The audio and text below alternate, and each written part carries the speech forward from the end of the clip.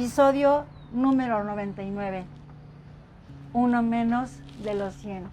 Es triste a veces decir que aquí se acabó el cuento, la historia, pero también tenemos la dicha de mucho aprendizaje y decirles que esta historia continuará, porque ciertamente continuará. Épica 100.100, volumen 2, Discípulos Contemple. Y ahora escucharemos la voz de los alumnos para seguir construyendo iniciativas de crecimiento educativo en todos los sentidos y todos los niveles. Y bien, nuestra combatiente número 99 de este recinto impreso es la doctora en Ciencias de la Educación, Dora María Ortega Santiago, de el bello pueblo de Ocotlán, Jalisco. Ya enfilándose, doctora, usted llegó corriendo casi antes de que se cerraran las puertas del recinto a atrincherarse con el cúmulo de aprendizaje y de batallas heroicas que enfrentó en este 2020. Cuéntenos cómo le fue. Muchas gracias. Buenos días, primero que nada, agradecerte la invitación, me siento muy contenta, primero pues por participar en este proyecto tan bonito, tan acertado, y bueno, pues además por la invitación que me haces a compartirte aquí de manera personal. Muchas gracias. Por supuesto, compartirla con todo el público, Dorita, y pues ya lo has visto, lo ha visto usted en otros programas, que creamos la Fundación Épica 100.100, en la cual usted forma parte del consejo para seguir creciendo en el aspecto educativo. Muchas gracias. Un gran compromiso, pero sé que lo va a hacer como todos, con mucha entrega, pasión y vocación. Desde luego que sí, claro, y con mucho gusto. ¿Qué la motivó a participar en esta iniciativa? Me motivó, yo creo que primero que nada el sentir, el compartir contigo, con todo tu equipo, esta exitosa idea de por qué no cada quien platicar cómo estaba viviendo la experiencia. Sabemos que todos estábamos tomando la vida de manera diferente, quizás hasta cierto punto estresados, preocupados. La situación que está pasando, atípica, desde luego, una pandemia. Quizá en las películas hayamos visto cuando el virus llega y acaba con todo, países, que pasa de un continente a otro. Así es, en una película, vaya. Pero en esta ocasión no, era real. Había un virus que estaba acabando con muchas personas, con la vida. Teníamos que cambiar nuestra manera de trabajar. Centrándonos ya como maestros, pues en un principio nos tomó como todos por sorpresa. Había que cambiar el pizarrón. Ya no digo el GIS porque ya tenemos años afortunadamente con el pizarrón interactivo incluso, pero había que cambiar eso. El aula, por irnos a trabajar desde casa. Esa cercanía, ese calor humano de tener a nuestros alumnos cerca, conviviendo, pues ya no. Pasamos a la distancia porque era una necesidad. Primero que nada, salvaguardar nuestra integridad, nuestra salud era lo más importante. Y bueno, pues cuando tú lanzas este proyecto, la verdad me gustó mucho la idea. Dije, qué padre que se nos dé un espacio, una oportunidad de platicar cómo cada uno de nosotros está viviendo y qué es lo que estamos haciendo para salvar la situación, para seguir con nuestro trabajo de la mejor manera. O sea, ¿qué herramientas tenemos que adquirir para poder responder a esta situación? Los maestros, algunos muy jóvenes, pues ya contaban con el uso de la tecnología, no así nuestros alumnos. Hay hogares donde no había una computadora, había celular, el de la mamá, el del papá. Los adolescentes sí, ya traen su celular mejor que el nuestro algunas veces, pero no le daban un uso didáctico. Y bueno, además de todo, ellos nos rebasan, ¿verdad? Tú les dices si en un momento, a ver, aquí está un Zoom, ya saben ellos qué es, una videollamada y demás. algunos de nosotros, maestros, no, empezamos a utilizar, porque las plataformas ya existían. De hecho, no surgieron con la pandemia, ya existían, pero nosotros no les dábamos el uso. Fue la necesidad lo que nos hizo conectarnos a un Zoom, a un Meet.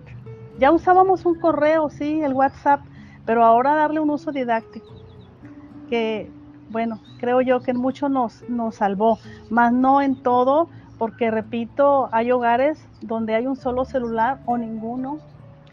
Hay también pueblos, comunidades donde no se cuenta con internet. Y eso lo saben mis compañeros maestros, todos los que tenemos esta vocación, este amor por la docencia, lo sabemos que aunque yo sea la mejor tecnóloga, pues quizá mis alumnos no tienen ni un celular o no cuento yo misma con un internet. En México creo yo que hasta la plataforma colapsó porque el internet en todas las casas, todos los hogares podemos escuchar, híjole, no sé, ya no tengo internet. Entonces no contábamos con todo lo necesario para hacerle frente. Hemos tenido los maestros que hacer de todo. Y bueno, pues aquí estamos. Doctora, el micrófono y la pantalla es suya, porque necesitamos que la sociedad, padres de familia y alumnos y colegas suyos conozcan más de esta héroe docente. ¿Cuánto tiempo tiene de ejercer la docencia y el magisterio y a qué niveles? Tengo 23 años ya en el sistema educativo.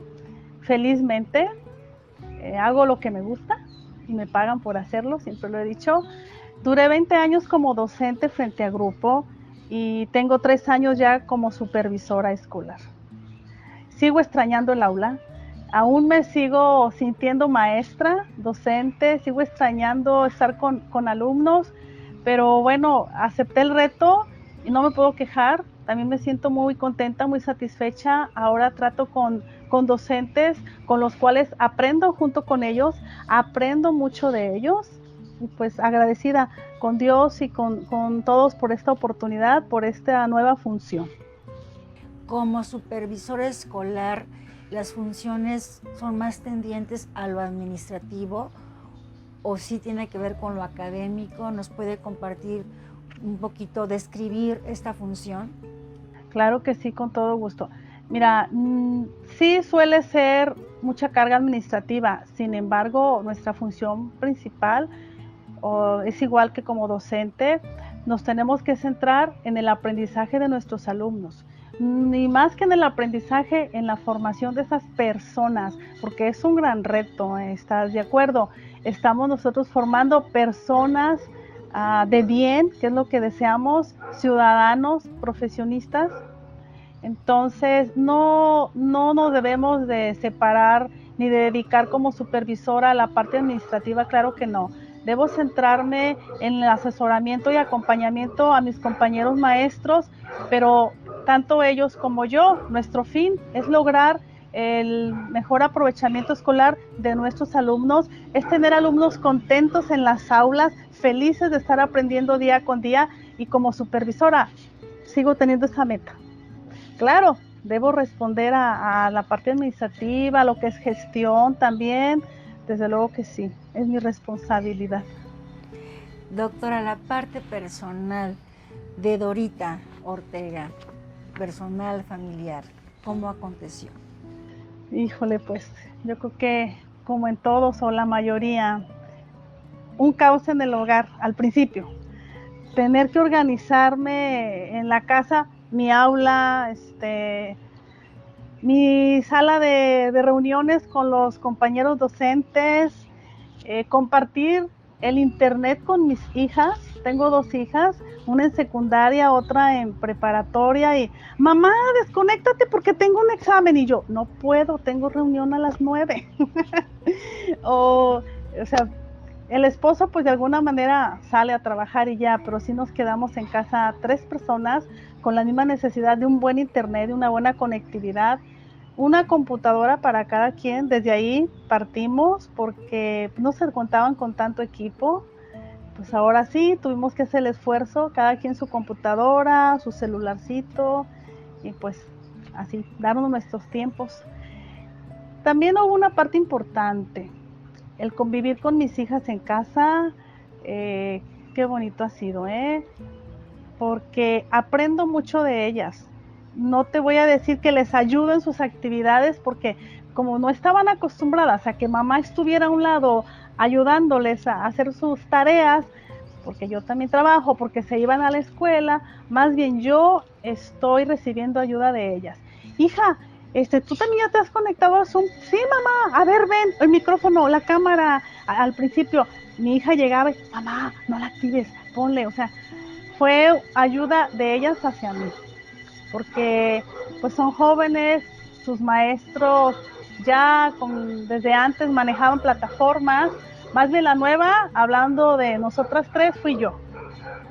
Y pues sí fue un show, porque estábamos ahí las tres y órale, la comida, la casa, el hogar, todo, pero a la vez he sentido esa cercanía con mis hijas, madre e hijas, ese apoyo, y me he dado cuenta de que más chicas que yo, ahora ellas me enseñan a mí. Sin duda alguna, grandes escuderas que cuidaron a una guerrera docente, que además de todo, su mamá. Y 3 damas no son igual. 3 damas, no dudo que lo hayan afrontado muy asertivamente, porque son organizadas, porque son administradas, porque son empáticas y porque hay amor y pasión por lo que hacen.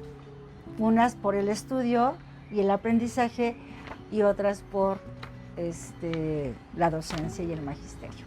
Muchas felicidades, doctora Dora. ¿Nos puede compartir al público su narrativa? Con mucho gusto. De su viva voz. Gracias. La escuela la hacen en primer lugar los profesores.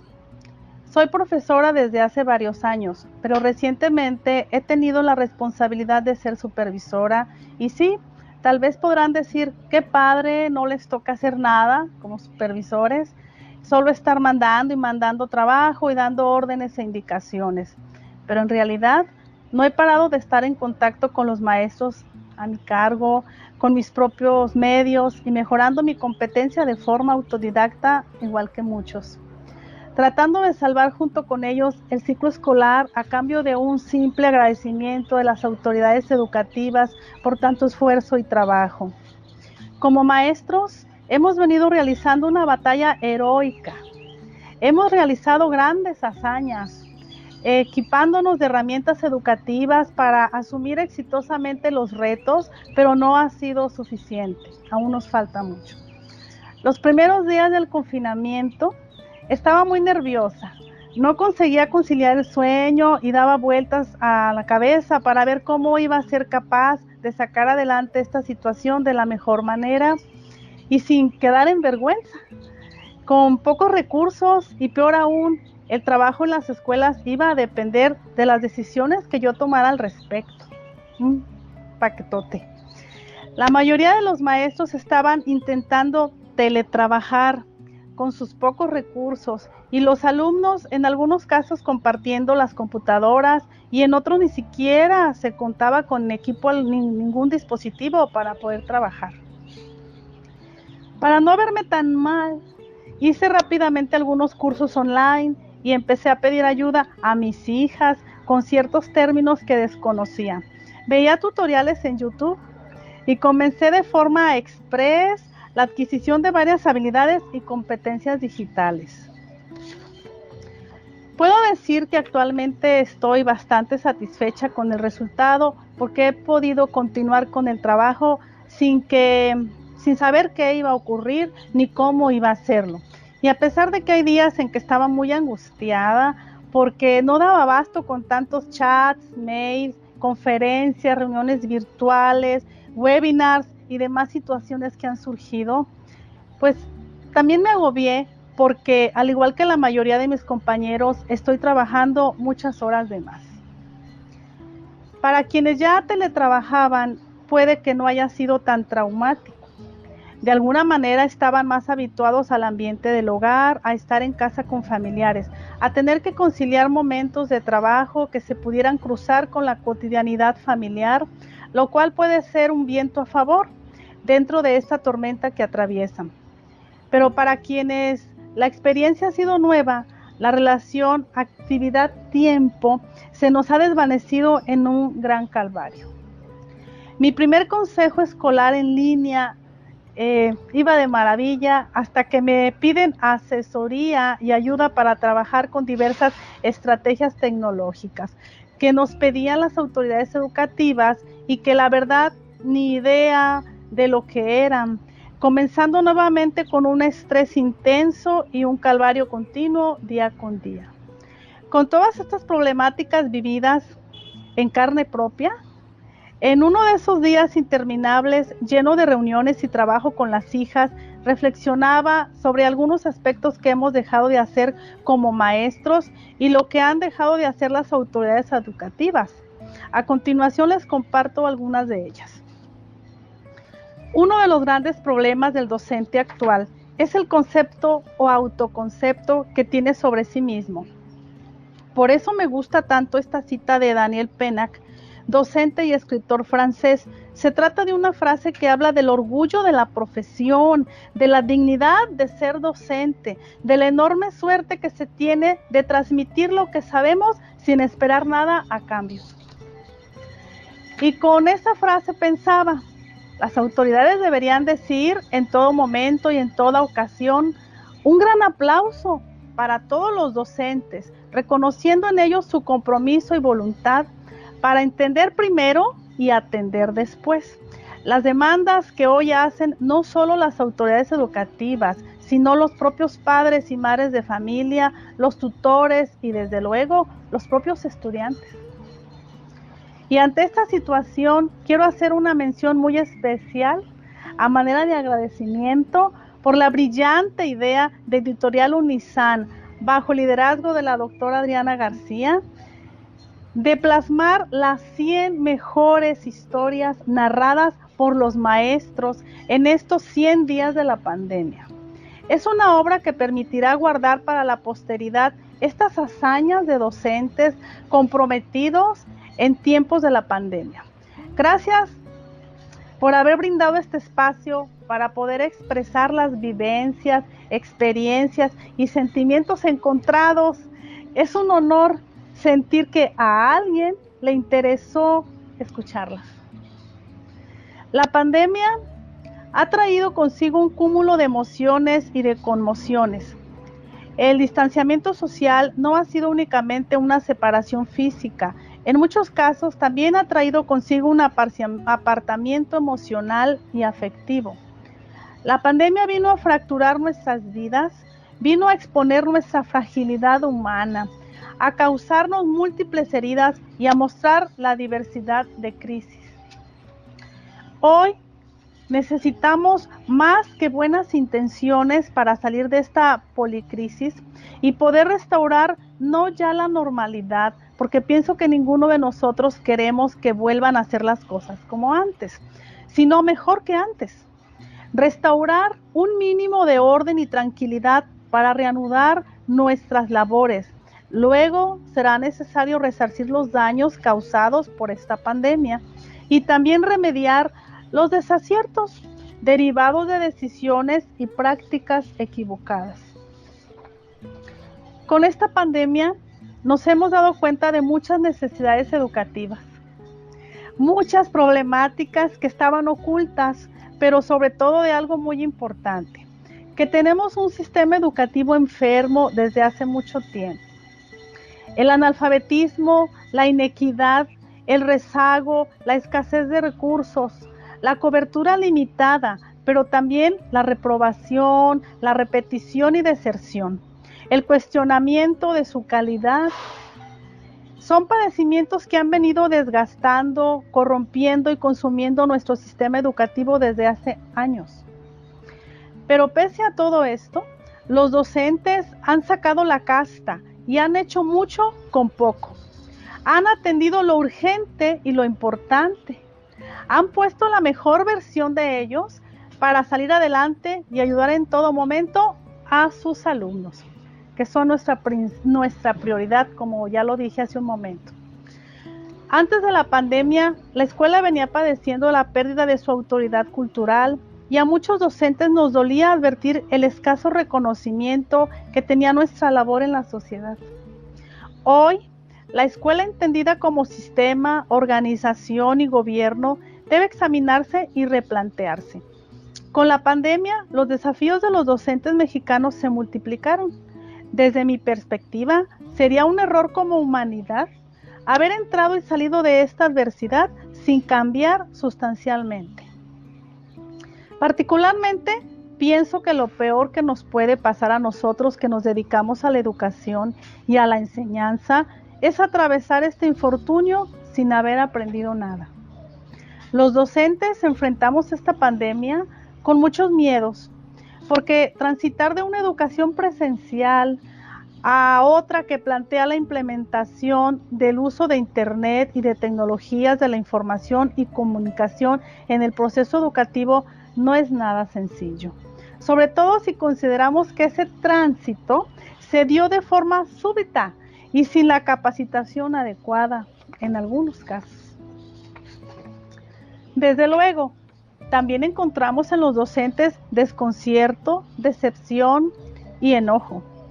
Desconcierto cuando de la noche a la mañana nuestro hogar se convirtió en salón de clases, sala de juntas, centro de capacitación virtual, oficina de atención psicopedagógica y espacio para brindar asesoría y tutoría a distancia. Decepción cuando advertimos que seguimos confundiendo la escolarización con la educación. Cuando nos damos cuenta que estamos obstinados en cubrir contenidos y no en descubrir y discutir problemas, en buscar soluciones a los mismos y en promover el aprendizaje común o aprendizaje mutuo. Ese que nos invita a intercambiar saberes entre aquellas personas con las que convivimos. El enojo emerge cuando se prioriza lo administrativo, cuando hay una participación obligada en operaciones de capacitación y actualización y además cuando ésta se da en horarios que exigen a los docentes prolongar sus jornadas de trabajo de manera excesiva. La pandemia nos invita a replantear nuestro sistema educativo, redefinir las filosofías educativas que lo orientan, promover un nuevo humanismo, impulsar la equidad educativa, atender los vacíos en la formación pedagógica de los maestros y maestras en las escuelas normales y particulares que se dedican a preparar a docentes y también en los que estamos ya en servicio. Esto será fundamental para recobrar la autoridad cultural de las escuelas y superar la descalificación de los docentes. Gracias a la pandemia es posible entender que el aprendizaje de nuestros hijos exige corresponsabilidad entre padres de familia y docentes.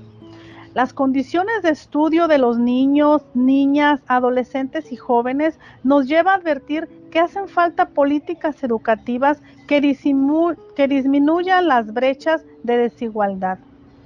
Pienso que un enorme desafío que enfrentamos ahora es el no aprendizaje. Las tareas que dejamos los maestros y las maestras y que entregan nuestros estudiantes no necesariamente reflejan que estén logrando los aprendizajes esperados ni avanzando en el logro del perfil de egreso de la educación básica.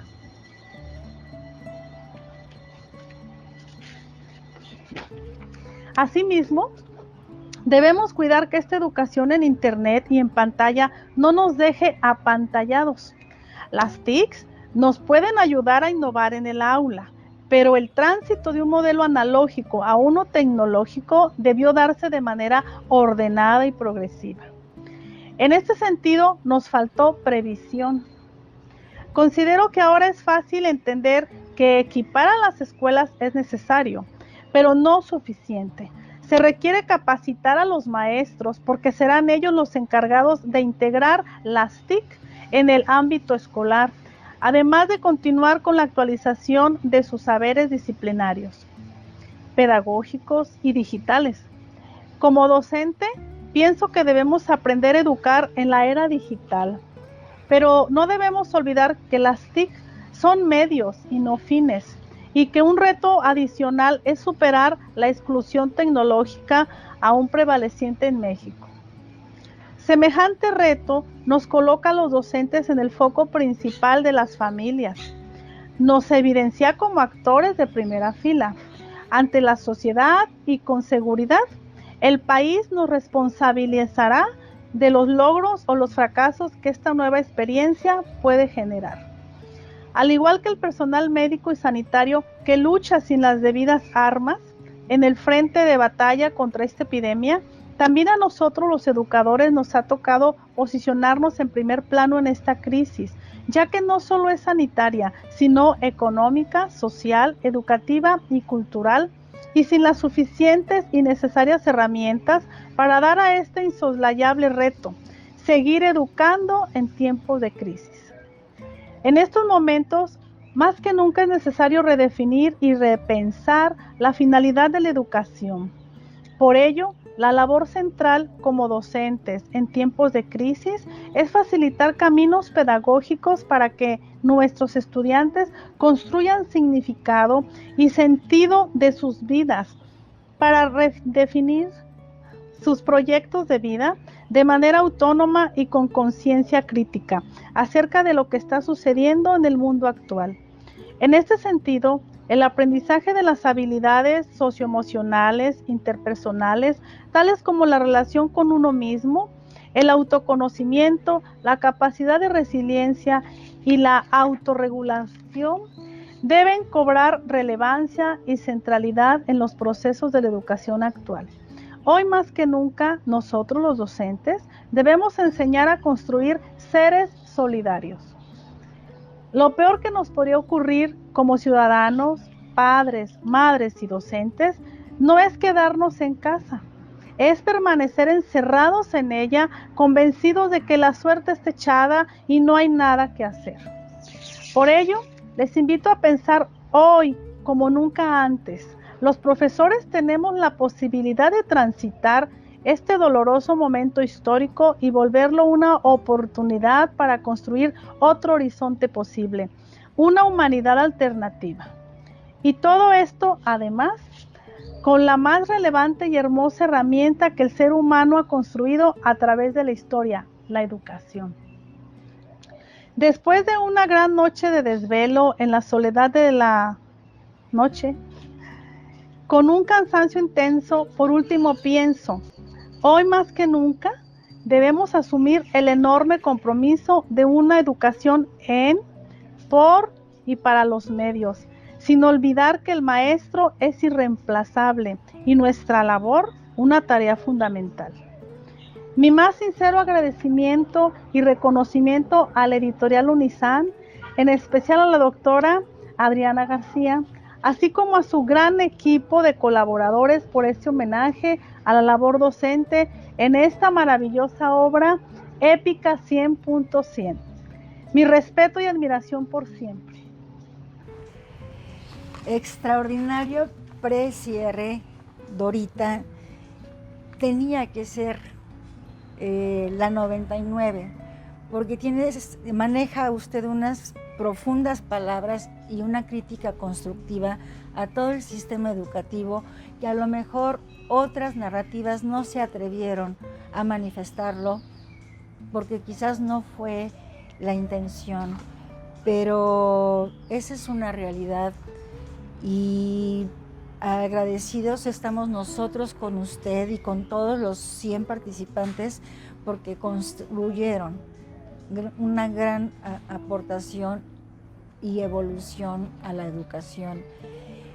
Incorpora además nuevos términos y palabras a la nomenclatura de Épica 100.100 como teletrabajo, como carrera pedagógica o camino pedagógico, calvario, infortunio, pero son palabras sustentadas con toda validez porque si antes no se aplicaban a la educación, hoy sí.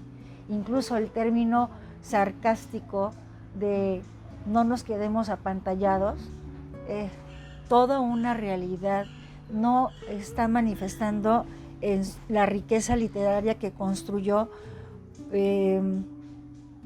no está manifestando términos huecos o vacíos. Todos están sustentados y es un gran orgullo que haya generado este precierre con su narrativa y que nuestros lazos por la educación van infinitamente a grandes misiones e iniciativas. Felicidades a usted. Gracias. Muchas gracias por este espacio. Lo que no he comentado y creo necesario es que yo formo parte de maestros de telesecundaria. Yo inicié siendo docente de telesecundaria, me siento muy contenta. Telesecundaria es una modalidad de secundaria. No se confunda con que es educación para adultos, porque me ha pasado que hay personas que creen que trabajo en telesecundaria y atiendo personas adultas mayores de 15 años. No, telesecundaria es una modalidad. La educación secundaria tiene 3 modalidades. Son escuelas secundarias técnicas, secundarias generales y telesecundarias. En las comunidades más pequeñas, y algunas ya no tan pequeñas, donde no son tanto el número de alumnos como para poner una escuela técnica o general, se construyen escuelas telesecundarias. Actualmente somos 56 zonas de telesecundarias a nivel Jalisco. Entonces nosotros, por nuestra modalidad, pues ya manejamos tecnologías. Se envía la señal por una red EduSat, a un televisor en los salones en los primeros años. Hoy en día, bueno, pues ya con los pizarrones interactivos, la clase o tutoriales están grabados, el maestro decide en qué momento lo transmite para que los alumnos lo vean, pero a manera de complementar el proceso educativo. No es irreemplazable el maestro, o sea, es irreemplazable el maestro definitivamente, aún en telesecundaria, que empleábamos la clase televisada. Aún así el maestro se plantaba al frente en pizarrón, daba su explicación y como apoyo tecnológico un video. Hoy en día, bueno, pues todo eso desde casa. Y repito, mis compañeros docentes, jóvenes y no tan jóvenes como yo, en la lucha por hacer nuestro trabajo de manera lo mejor posible para los alumnos, pues hemos tenido que seguir aprendiendo a manejar estas tecnologías, a completar el proceso educativo de la mejor manera para que los alumnos logren los aprendizajes esperados. Grandes aportaciones, doctora Dorita. ¿Algo más, un consejo que le quiera aportar a nuestro público en este precierre de este recinto?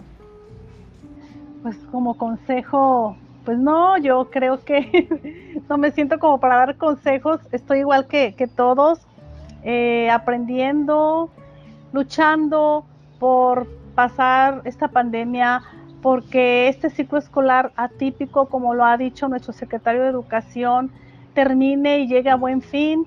Sabemos que los retos están por llegar ahora en agosto, entonces no, quizá un consejo, quizá sugiero no bajar la guardia, seguirnos preparando, seguir teniendo ese amor por la educación. Maestros, algunos son de formación, otros lo somos como yo de vocación.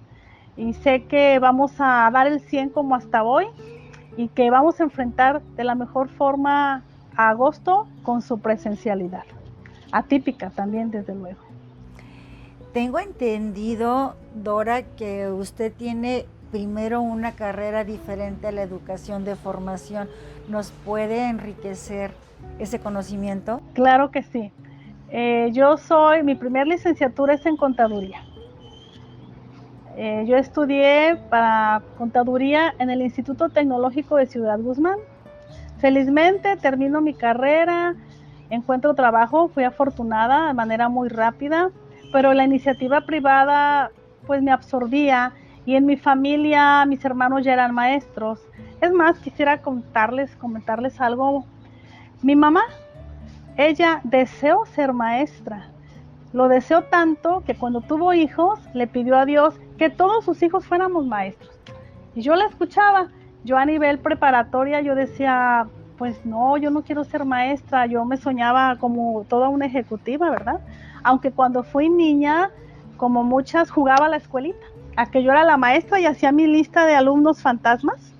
Sí me divertía cuando fui niña. Fui creciendo y cambié el rumbo, termino mi licenciatura en contaduría, a los números, termino la licenciatura, pero repito, pues tenía hermanos maestros que me dicen, vente, mira, en telesecundaria, en el año 1997, se hacía un examen para ingresar al sistema educativo como maestro de telesecundaria y precisamente a quienes contrataban eran a profesionistas de otras universidades no normalistas o docentes, tal vez ya en su momento lo desconozco, pero teníamos apertura contadores, administradores, ingenieros agrónomos, que actualmente son mis compañeros, tienen esas profesiones y son excelentes maestros.